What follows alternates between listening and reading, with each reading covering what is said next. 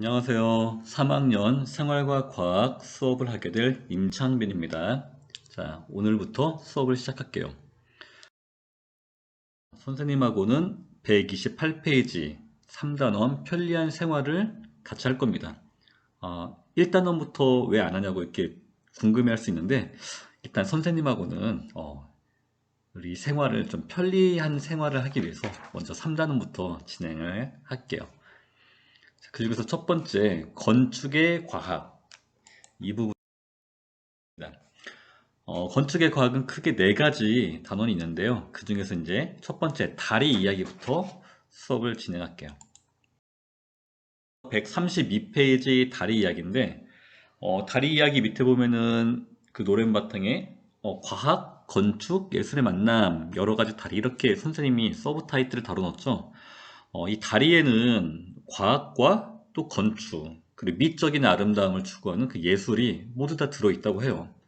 오늘 수업을 통해서 어떤 과학 원리가 담겨 있는지 아니면은 어떤 미적인 아름다움이 있는지 이런 것들을 한번 알아보도록 합시다.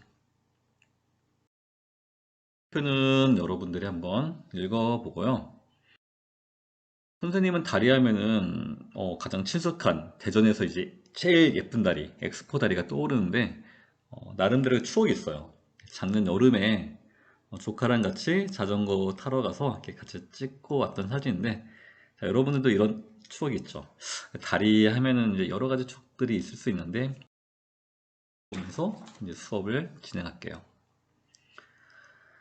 자, 다리 하면은 일단, 유래는 강을 건너기 위해서 또는 바다를 건너기 위해서 그 놨던 뭐 통나무 다리 또는 징검다리 이런 게 유래라고 해요.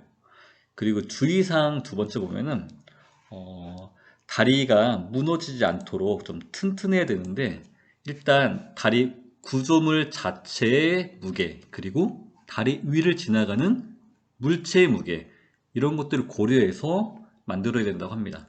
그리고 우리나라도 요즘에 이제 여러 가지 자연재해가 있는데, 지진, 또는 뭐 세차게 흘러가는 물살, 그리고 강한 바람, 이런 것들에 의해서 무너지지 않도록 힘의 균형을 잘 맞춰서 건설을 해야 돼요. 그래서 다리를 지을 때 되게 튼튼하게 짓기 위해서 요즘에는 교과서 132페이지에 아이빔이라고 하는 이런 금속 강을 이용해서 다리를 만들고 있는데요.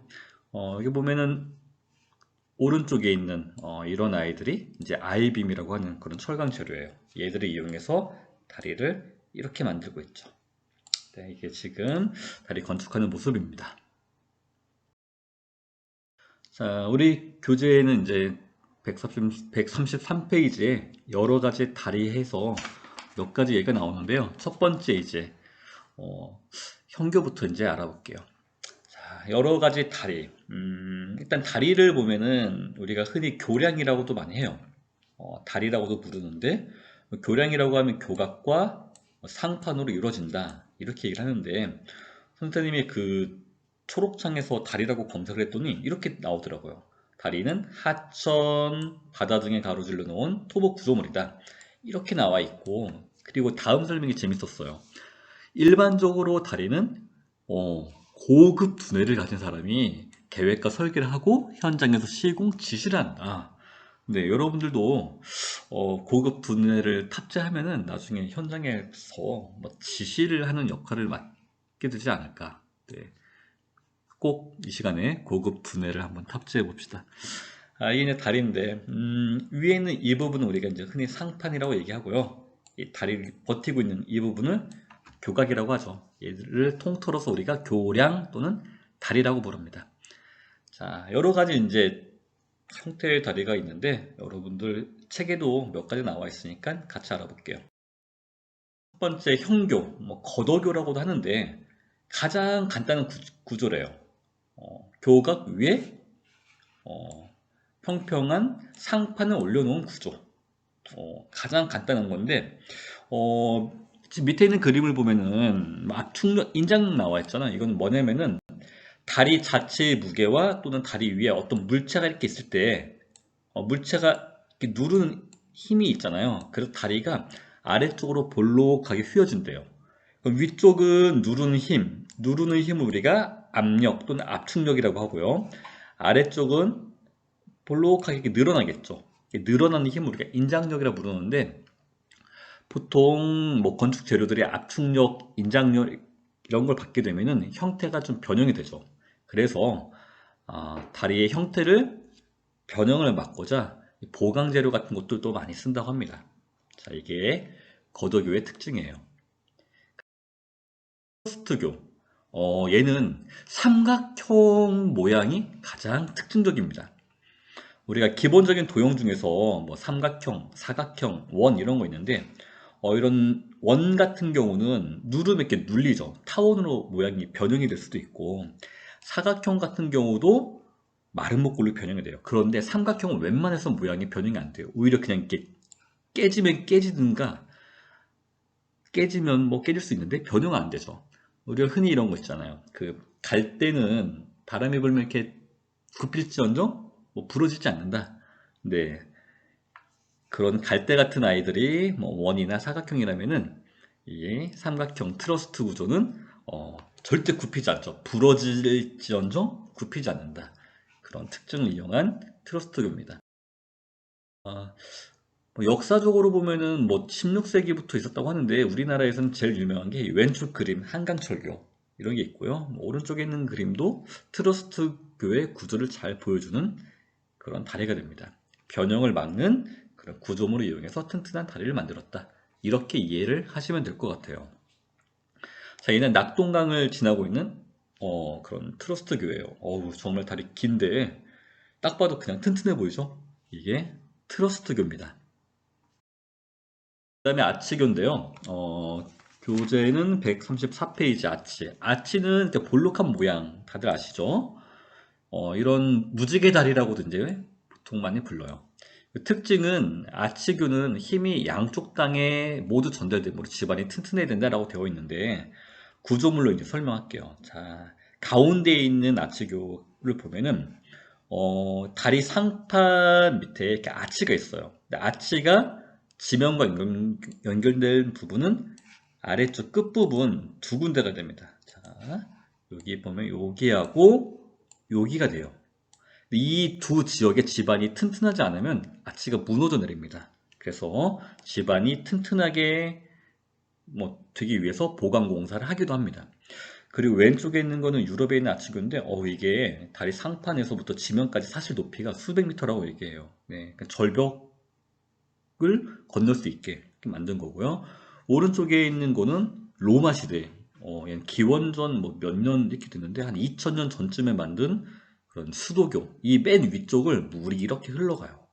네, 아치가 이중 구도죠. 이중 구조로 여기 아치 있고 위에 또 있고, 이런 걸 2000년 전에 로마인들이 만들었다는 게 이들의 그런 뛰어난 건축 기술을 우리가 엿볼 수 있는 거죠. 자, 우리나라에서는 뭐 불국사의 이제 총은교, 백운교 이게 가장 유명한 아치교인데요. 실제로 보면은 뭐 멋있긴 한데 규모가 크지는 않아요. 그리고 요즘에는 뭐 돌이나 콘크리트 같은 걸 이용해서 만듭니다. 자, 이게 백운교, 총은교예요. 자, 불국사. 여기 보면은 여기 있죠. 백운교, 청운교. 네. 그냥 계단이에요. 돌계단인데 이 계단 밑에 이 부분이 이제 아치 구조를 띠고 있다. 이렇게 얘기를 하는 거죠. 8세기에 만들었다고 하니까 1000년 이상 무너지지 않고 버텼다고 우리가 볼 수 있는데, 실제로는 약간 보수 공사를 했어요. 일부가 이제 조금 뭐 문제가 있어서 그럼 보수 공사도 하고, 지금은 사람들이 올라가지 못하게 막았어요. 옛날엔 여기를 걸어서 올라갔거든요. 네, 이게 백운교, 총교입니다. 자, 교과서 탐구 나와 있는 아치 모형 만들기인데, 이거는 뭐 지우개 같은 거 이렇게 모양 잘 잘라가지고 만들면은 여러분들이 직접 해보길 바랍니다. 자, 그리고 현수교로 넘어갈게요. 현수교는 모양이 이렇게 생겼는데, 자, 그림을 보면서 설명할게요. 주탑과 주탑 사이를 메인 케이블로 연결한다. 자, 그럼 여기서 보면은 이게 탑이에요. 자, 주탑이 여기 하나 있고요. 그다음에 여기 하나 있죠. 이 두 사이를 이렇게 쭉 늘어지는 메인 케이블. 자, 케이블이 이렇게 쭉 걸립니다. 이렇게 케이블이 있고요. 이 케이블을 이제 연결하는 거예요. 그리고 케이블 밑에, 자, 다리 위에 이제 사람이나 차량이 지나는 상판이 이렇게 지나가겠죠. 이 상판을 메인 케이블에 이렇게 매달아 놔요. 자, 이렇게 행어라고 하는데, 이런 케이블로 붙들어 매는 게 현수교예요. 자, 얘는 특징이 교각 사이의 거리를 길게 할 수 있다. 자, 여기 있는 교각, 주탑이 지금 두 개인데, 첫 번째 주탑과 두 번째 주탑이 둘 다 교각이라고 하면 이 사이 거리가 굉장히 멀 수 있어요.